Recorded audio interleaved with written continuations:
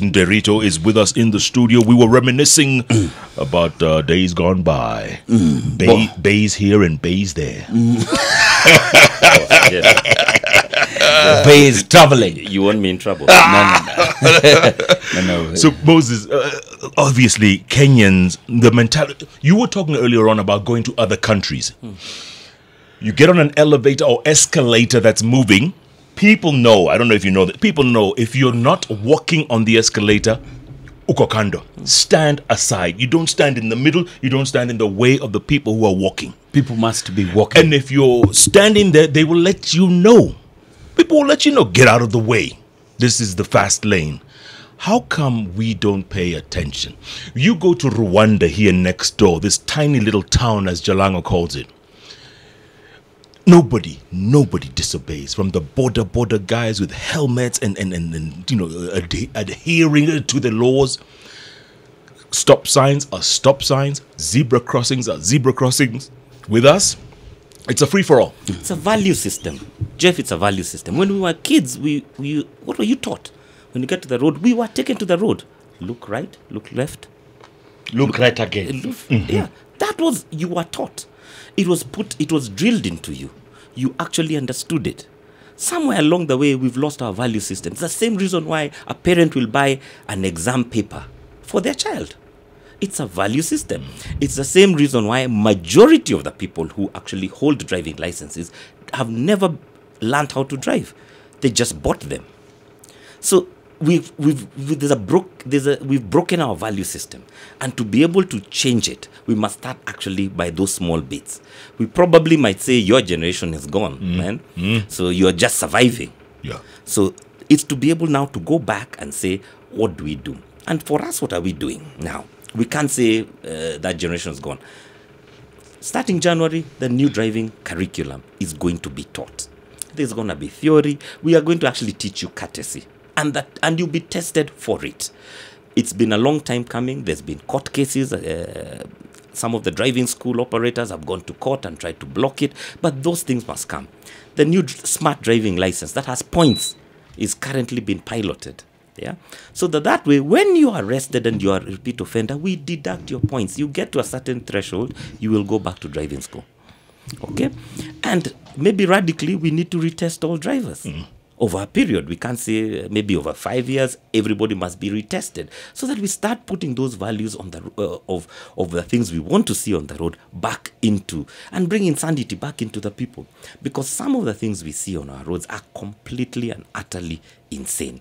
I would say 90% of all border guys don't have driving licenses. Yeah. They actually are not licensed to be on the road. So what have they done? They have now started this thing that when they have an accident with you, it's mob justice, they'll ban your vehicle.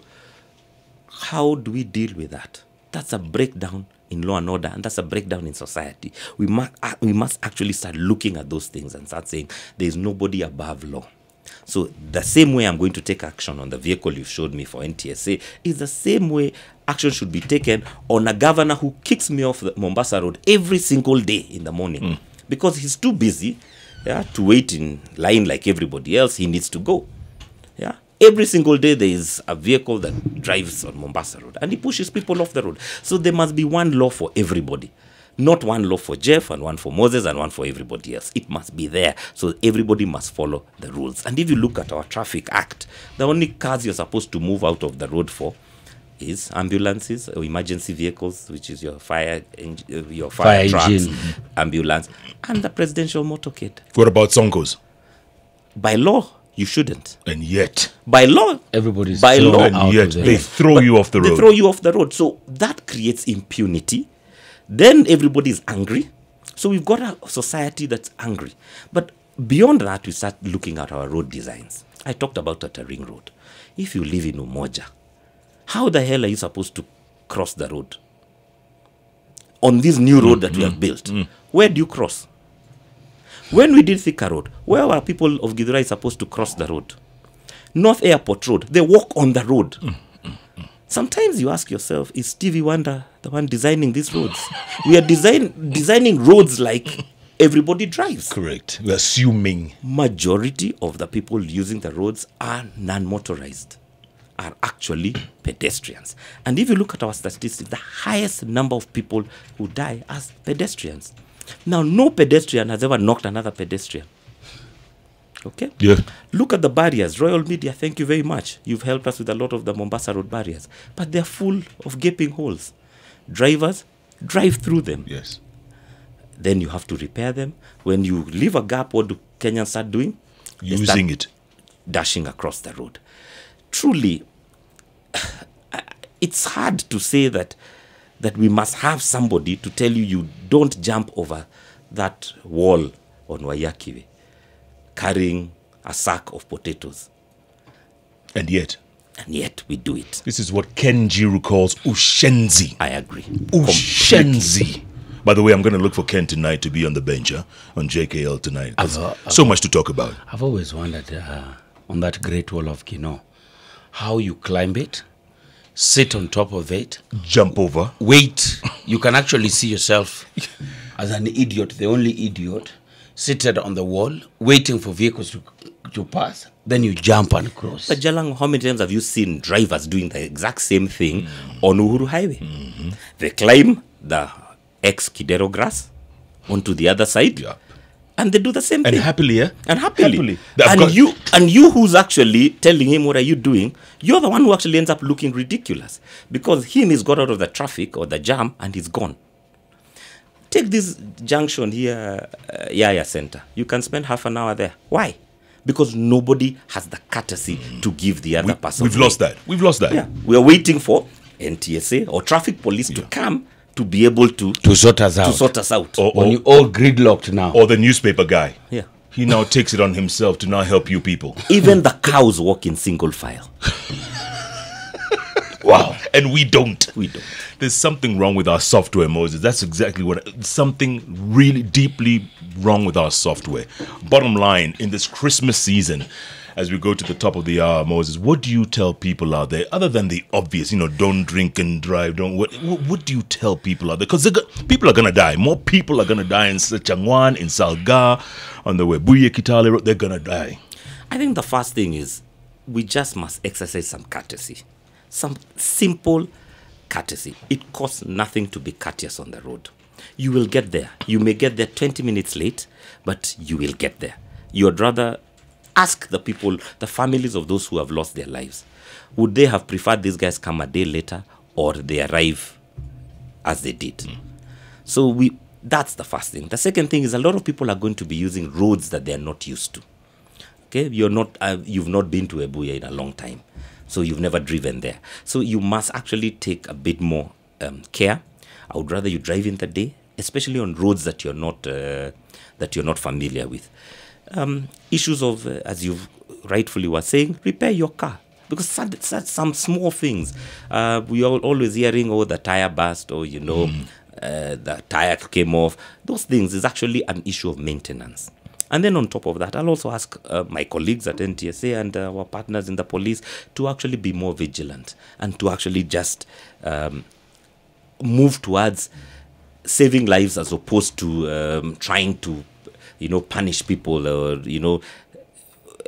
bring people into court. I would really like if we get to a point whereby you are speeding, or for example, if you're maybe 2 or 3 kilometers above the speed limit, and the policeman stops you and tells you you're actually driving too fast, can you slow down? You will remember that more than if he actually throws you in the Land Rover and takes you to Muthaiga or something. Yeah. But the fact that he's actually educated you and told you better get there late, but you will get there. Absolutely. You will actually remember that. Real quick before I let you go, Moses, Rogers Andeka says, what is NTSA doing about the motorcycle operators who keep using the wrong side of the road every now and then in the city? Last year we got into a partnership with the regional commanders of the county governments and also the regional commanders, and because a lot of these things are at a local level. And we would hope that we would work with the counties to be able to actually deal with that issue at a local level. So we've been holding workshops with these guys. We try and sensitize and actually tell them that what you're doing doesn't make sense. But again, enforcement must be local. because NTSA cannot be everywhere. We would love to be, but we can't be everywhere. So we must be able to work with the traffic police and also the county governments to be able to deal with that issue of the borders, because they actually provide an excellent service. This country would grind to a halt without them, but they must also they must also follow the rules like everybody else. Yeah. And only enforcement can do that. Would streetlights help? In some places, yes, streetlights would help because it would improve visibility, but it's not. There's no one single intervention that is going to solve the problem. It's a multiface of different interventions that will actually reduce carnage. I can tell you, there'll never be a day there's zero crashes. Yeah, that doesn't exist. But however, you can actually reduce the number of crashes we do have. Absolutely. Moses Nderitu, their board member, NTSA, thank you so much. Drive safe and keep doing what you're doing. I mean, you're going to be out there yourselves. Board members are in the streets. We will be in the streets. But you with your motorcycle, man, be careful too, because people have no respect for bikes.